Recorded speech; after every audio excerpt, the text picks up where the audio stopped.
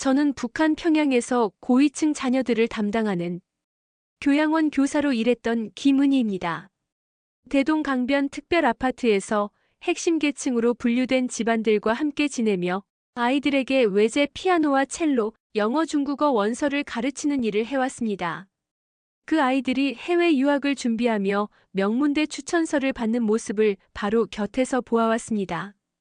그러던 어느 날 저는 제 딸이 성분 하나 때문에 대학은커녕 교원 양성소 지원조차 할 수 없다는 잔혹한 현실을 마주하게 됐습니다.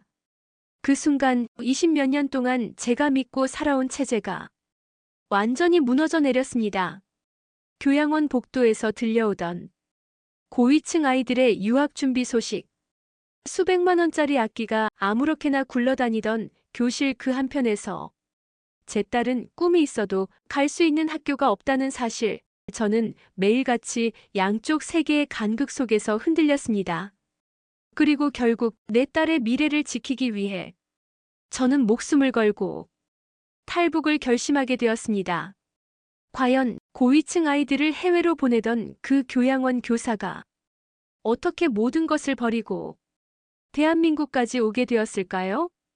지금부터 그 이야기를 들려드리겠습니다. 이 영상이 마음에 와닿으셨다면 구독과 좋아요 부탁드립니다. 여러분의 관심 하나가 아직도 북한에 남아있는 사람들의 현실을 세상에 알리는 힘이 됩니다. 제가 교양원에 처음 발을 들였던 날을 지금도 잊을 수 없습니다. 제가 처음 그 교양원 문을 열었을 때 제가 제일 먼저 느꼈던 것은 부러움도 기쁨도 아니었습니다. 그건 설명하기 어려운 이질감이었습니다. 북한에서 선생님이라면 분필 하나 아껴 쓰고 교재가 찢어지면 꿰매서 쓰는 것이 당연한데 그곳의 풍경은 한마디로 북한 내부의 또 하나의 외국이었습니다. 피아노 뚜껑을 여니 기름 냄새와 함께 새 악기에서만 나는 달콤한 나무 향이 났습니다. 선생님, 이거 독일에서 새로 들여왔어요. 아이가 아무렇지도 않게 말했습니다. 첼로 케이스를 열면 수십만 원짜리 송진이 그대로 들어있었고 아이가 마음에 안 든다며 다른 걸로 바꿔달라고 말하면 부모가 바로 연락해 교체하는 현실. 평성에서 교사 생활하던 시절 아이들이 볼펜 하나 못 사서 돌아가던 모습이 떠오르며 저는 가슴 한구석이 시리게 아팠습니다. 그날 이후로 저는 깨달았습니다. 이 교실은 단순히 특권층 자녀를 위한 공간이 아니라 북한 사회의 불평등이 가장 선명하게 드러나는 실험실 같은 곳이라는 것을. 문 앞에서는 2번의 신분 확인이 이루어졌고 건물 안으로 들어서자 평양 어디에서도 볼 수 없는 전혀 다른 세상이 펼쳐져 있었습니다. 독일산 피아노, 유럽제 첼로, 일본산 수채화 세트와 미국에서 들여온 영어 원서들, 아이 한 명당 제공되는 교재와 악기값만 해도 일반 가정의 몇 년치 수입을 훌쩍 넘겼습니다. 그곳은 학교라기보다 고위층 아이들을 위한 작은 해외 유학센터에 가까웠습니다. 아이들은 자연스럽게 영어 문장을 따라 읽었고 피아노에 흥미가 떨어지면 새 악기를 가져다 달라고 말했습니다. 교재가 조금 낡았다 싶으면 부모가 중국에 연락해 바로 새 것을 들여오곤 했습니다. 그 풍경 속에서 저는 북한 교육 현실의 두 얼굴을 가장 가까이에서 보게 되었습니다. 교양원 안의 세계는 부유함과 특권으로 가득했습니다. 아이들은 유학 생활을 준비하며 영국 발음 연습을 했고 예술학교 교수들이 찾아와 1:1 첼로 레슨을 하기도 했습니다. 교양원 안의 현실은 화려했습니다. 신발장에는 일본 브랜드 로고가 붙어 있었고 교과서에는 미국에서 들여온 가격 스티커가 그대로 붙어 있었습니다. 그런데 그 반대편 제가 마음속으로 돌아가곤 했던 평성의 아이들은 그 화려한 교실과는 비교도 할 수 없을 만큼 다른 세상을 살고 있었습니다. 고향 친구의 아들은 수학을 너무 잘해서 전국 경연에 나가고 싶어 했지만 성분 때문에 출전조차 불가했습니다. 평성의 한 어머니는 아이 교재를 사지 못해 밤마다 손전등을 켜고 손으로 다시 필사해주고 있었습니다. 그 모습을 떠올릴 때마다 제가 낮에 보고 듣는 고위층 아이들의 대화가 귀에 가시처럼 박혔습니다. 엄마, 이번엔 러시아 유학 갈까? 영국 갈까? 영어 원서가 더럽혀졌어요. 중국에 새 책 좀 가져오라 해요. 그들에겐 아무 일도 아닌 말들이 저에게는 번개처럼 심장을 찌르는 말이었습니다. 그때 저는 하나의 진실을 인정해야 했습니다. 나는 지금 북한이라는 나라 안에 존재하는 서로 다른 두 개의 국가를 오가며 살고 있다. 하지만 교실 문을 나서는 순간 저는 전혀 다른 현실과 마주해야 했습니다. 고향인 평성에서 들려오는 소식은 늘 무거웠습니다. 재능 있는 애가 성분 때문에 진학을 포기했다더라. 교재가 없어서 수업을 못한다더라. 누군가는 수백만 원짜리 피아노를 마음대로 치고 던지고 하며 잘하는데 또 누군가는 분필 한 개가 없어 수업을 중단하는 세상. 저는 두 세계의 온도 차이를 매일같이 몸으로 느껴야 했습니다. 제 딸이 성분 문제로 대학 진학이 불가하다는 통보를 받았다는 소식을 들었을 때 저는 처음에는 그 말을 제대로 이해하지 못했습니다. 뭐라고요? 성적이 부족한 것도 아니고. 그럼 왜 지원조차 못합니까? 담당자는 서류를 덮으며 무표정하게 말했습니다. 성분이 안 됩니다. 더는 논의할 필요 없습니다. 그 말은 너무나 담담했고 마치 오래된 규칙을 읊는 듯 아무 감정 없이 흘러나왔습니다. 그 순간 저는 머리를 세게 얻어맞은 것처럼 멍해졌습니다. 딸은 아무것도 모른 채 제 손을 잡고 환하게 웃고 있었습니다. 엄마, 나도 선생님이 되고 싶어. 엄마처럼 아이들 가르치고 싶어. 그 말이 제 심장을 그대로 후벼 팠습니다. 저는 딸의 얼굴을 참아보지 못하고 창밖만 바라보았습니다. 처음에는 믿기 어려웠습니다. 설마 잘못 기록된 거 아닐까? 누군가 실수한 건 아닐까? 하지만 서류에는 분명히 적혀 있었습니다. 출신 성분 일반 계층 이하 교원 양성소 지원 불가. 딸은 아무 잘못도 하지 않았습니다. 공부를 누구보다 열심히 했고 음악에서도 뛰어난 재능을 보였으며 학교에서도 선생님들의 사랑을 받던 아이였습니다. 그러나 이 나라는 그 모든 노력을 단 한 줄의 문장으로 지워버렸습니다. 딸의 성적도 재능도 꿈도 성분이라는 하나의 딱지 앞에서는 아무 의미가 되지 못했습니다. 저는 교양원에서 고위층 아이들이 성적이 바닥이어도 명문대 추천서를 받고 해외 유학을 준비하는 모습을 지겹도록 보아왔습니다.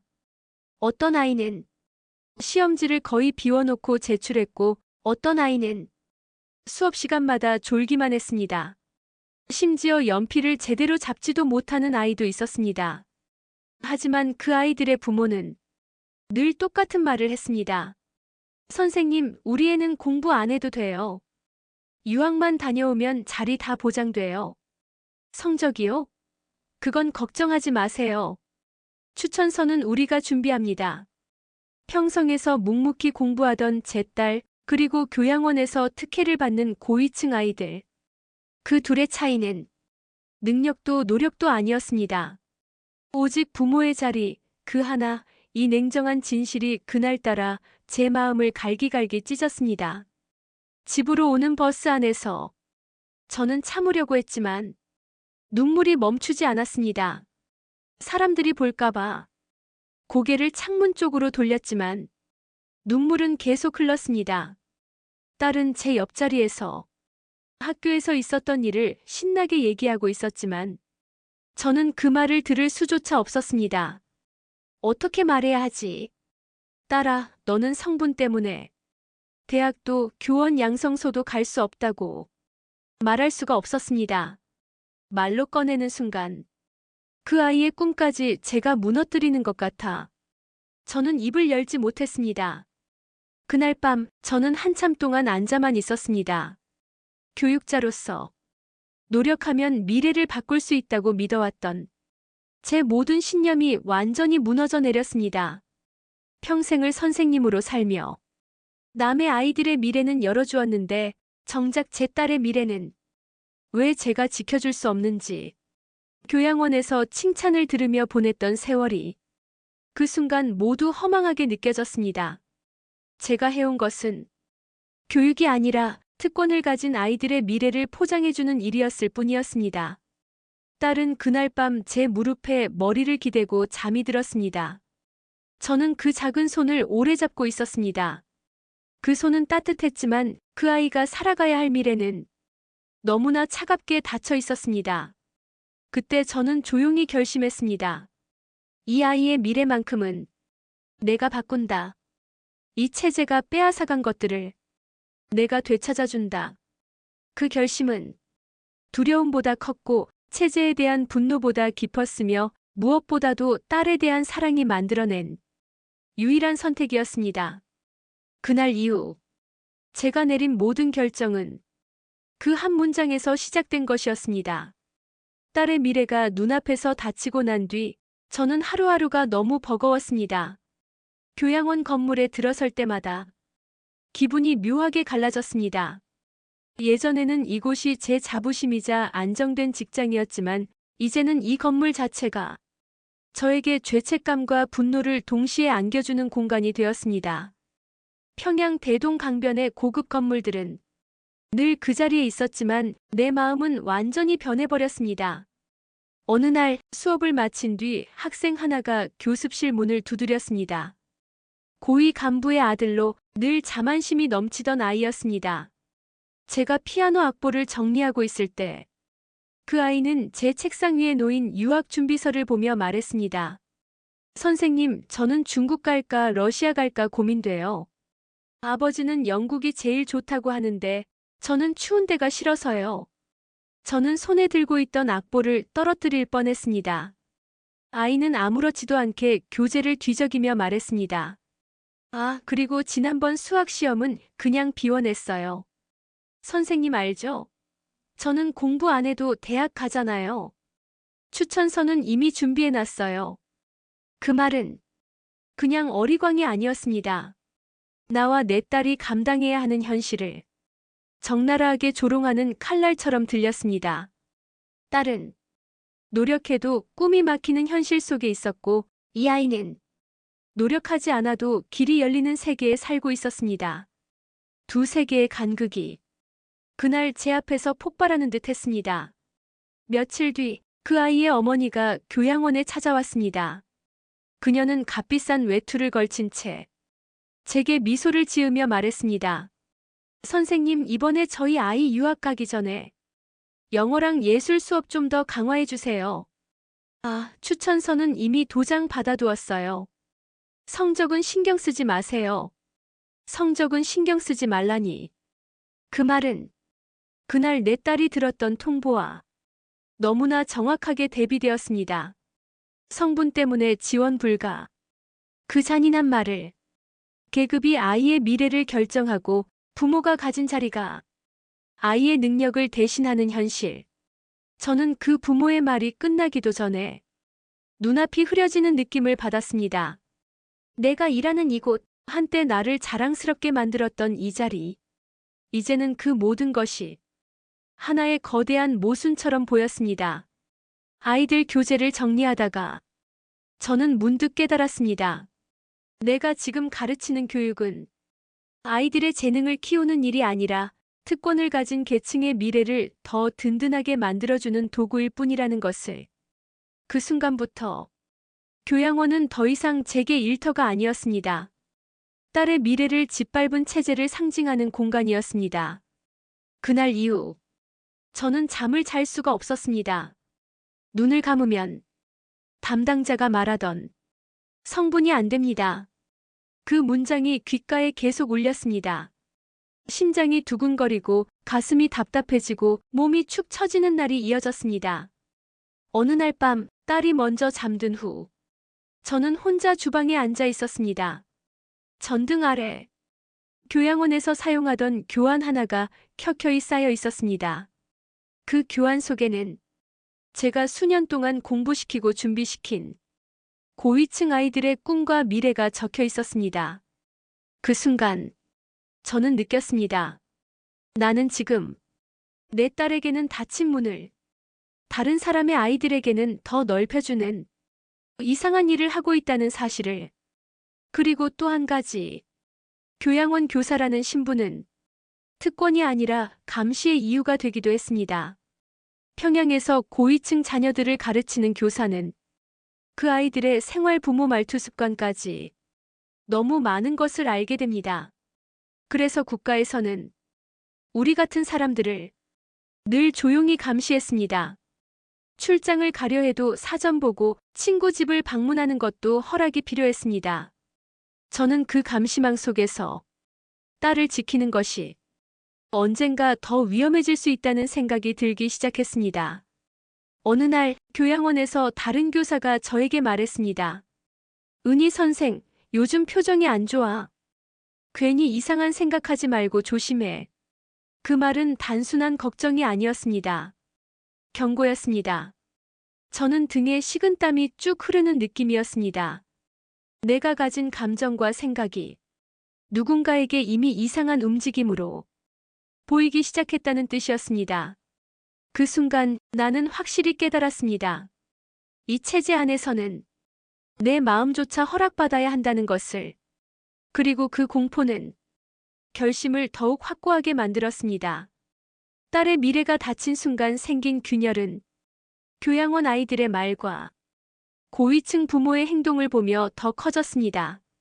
그 균열은 감시와 통제 속에서 더 짙어졌습니다. 결국 그것은 내 마음속에서 이곳에서는 더 살 수 없다는 거대한 결심으로 변해갔습니다.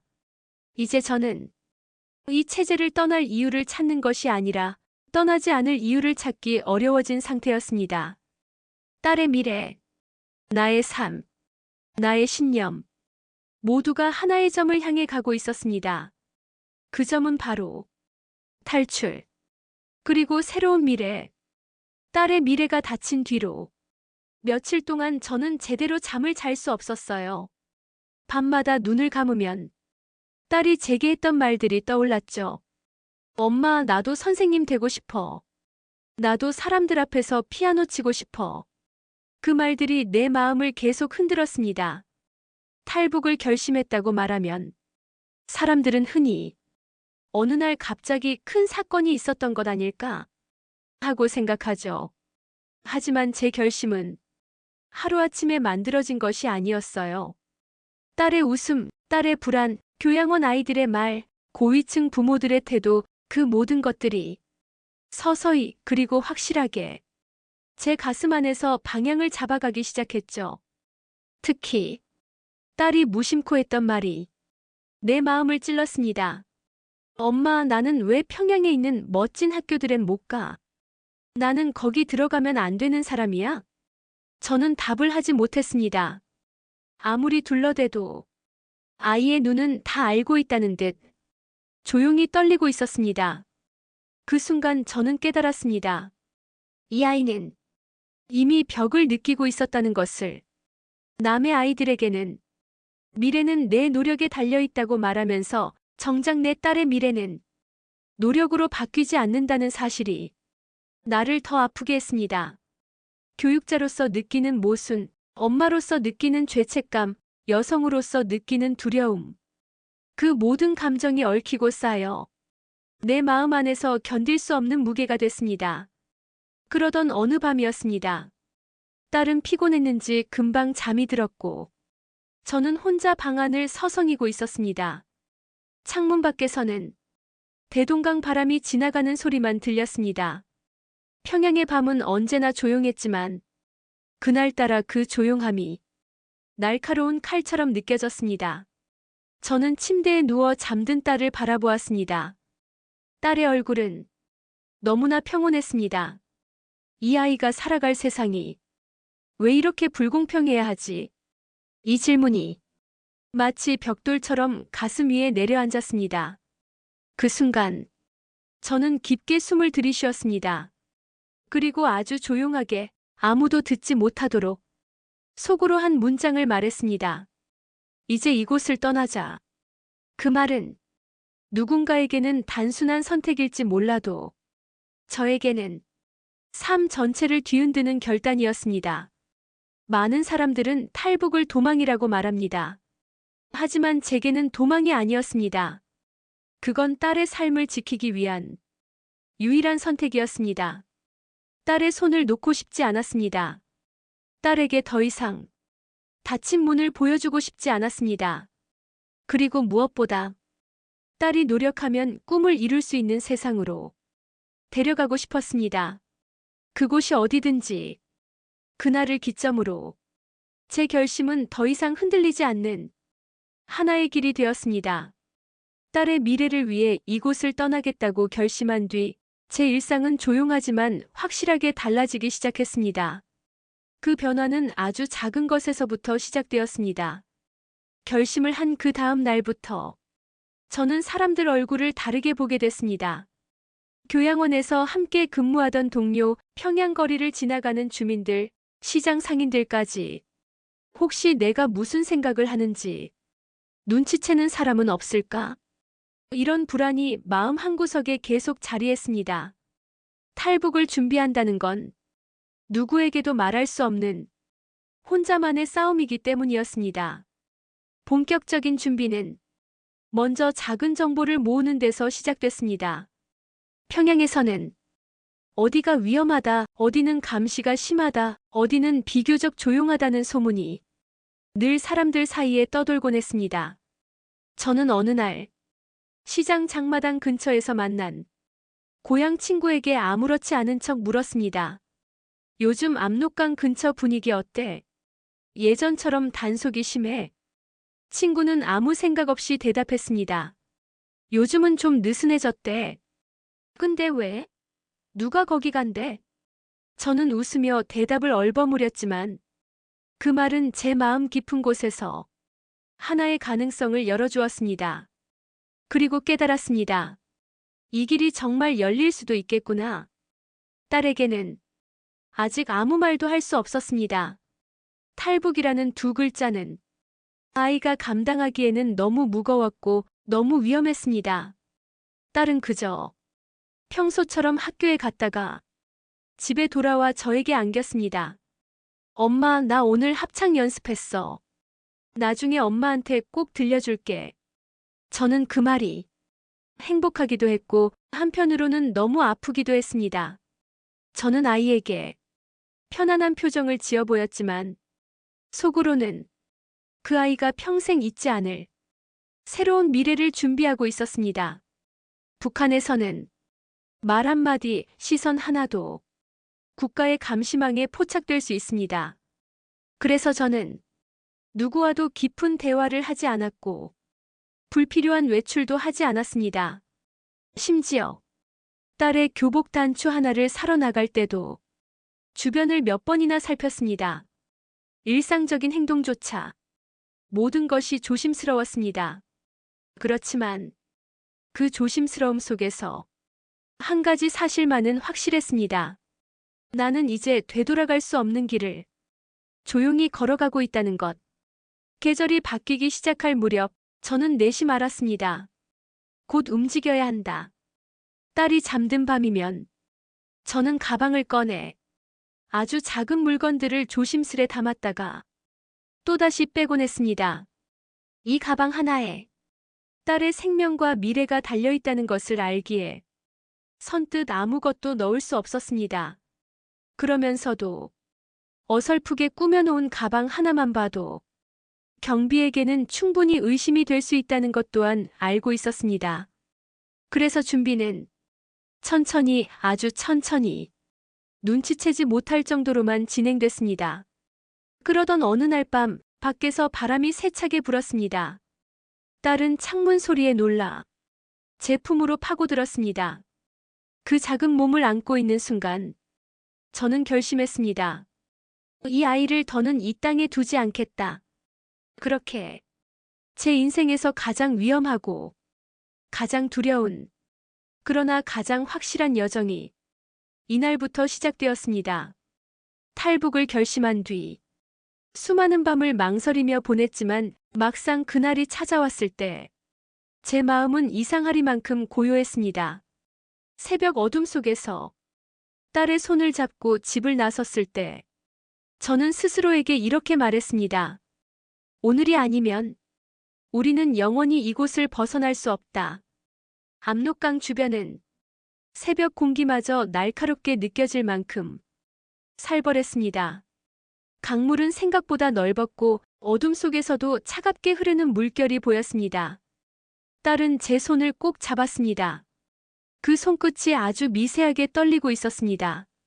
저는 딸을 안심시키려 손등을 가만히 쓰다듬었지만 사실은 제 손도 떨리고 있었습니다. 강가 건너편에서는 경비대의 발자국 소리가 일정한 간격으로 들려왔습니다. 멈춰. 지금 움직이면 들켜. 브로커의 목소리는 속삭임조차 칼끝처럼 날아왔습니다. 우리는 숨 쉬는 것조차 조절해야 했습니다. 한 발자국 또 한 발자국. 눈앞의 어둠은 깊었고 발밑의 땅은 작은 소리에도 울릴 것만 같았습니다. 그 순간 들려온 경비대의 기침 한 번에 딸이 놀라 제 품으로 파고들었습니다. 저는 딸의 머리를 끌어안고 떨리는 숨을 삼켰습니다. 들키면 끝. 오늘 밤이 우리의 마지막 밤이 될 수도 있었다. 드디어 브로커가 손짓했습니다. 지금이야. 빨리. 강물은 발목을 넘어 무릎까지 차오를 만큼 차가웠습니다. 딸은 이를 악물고 제 손을 놓지 않았습니다. 엄마 무서워. 저는 떨리는 목소리로 말했습니다. 괜찮아. 엄마가 잡고 있어. 절대 놓지 않을게. 물살은 생각보다 빠르고 밤바람은 가슴을 파고들었습니다. 딸이 미끄러질까봐 저는 딸을 끌어안듯 붙들고 몸을 앞으로 밀었습니다. 그때 멀리서 경비대의 무전기 소리가 들렸습니다. 어디야?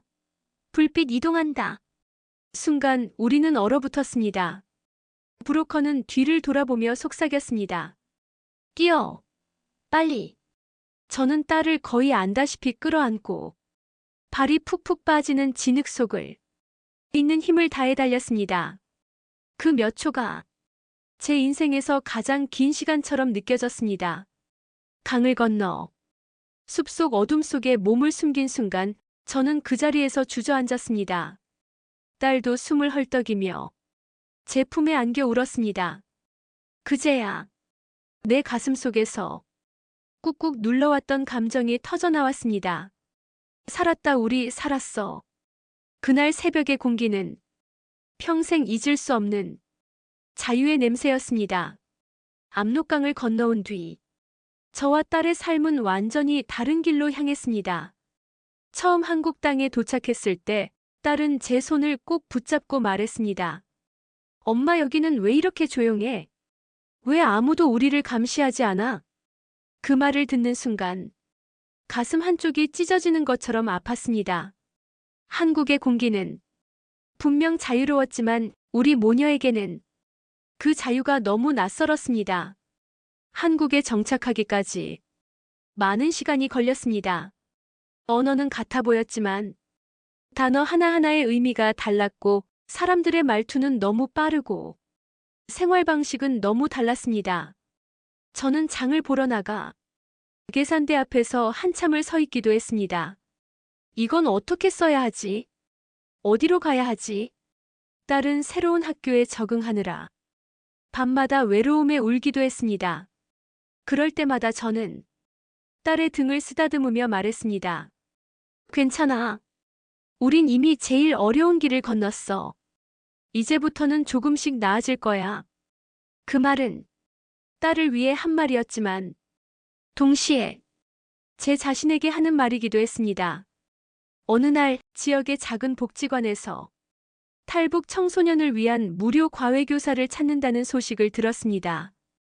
처음에는 망설였습니다.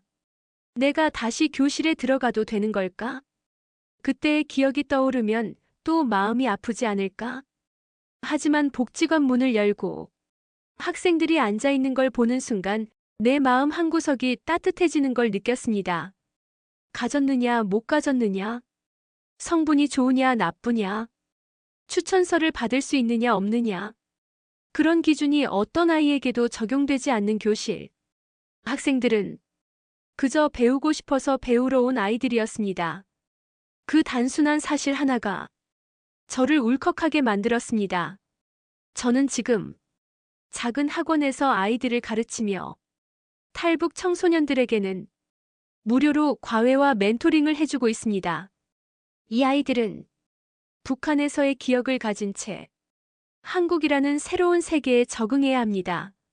누구보다 길을 잃기 쉬운 아이들, 누구보다 손이 필요한 아이들. 저는 그 아이들의 눈을 보면 과거의 제 딸이 보입니다. 벽 앞에 서서 문이 열리길 기다리던 그 아이의 모습. 그래서 아이 한 명 한 명에게 저는 말합니다. 내 미래는 내가 만드는 거야. 여기서는 진짜로 그래. 그 말이 거짓이 아닌 곳에서 이제는 마음껏 말할 수 있다는 것. 그것만으로도 저에게는 큰 기적이었습니다. 때때로 압록강을 건너던 새벽이 떠오릅니다. 차가운 물살, 떨리던 딸의 손, 뒤에서 들리던 무전기 소리.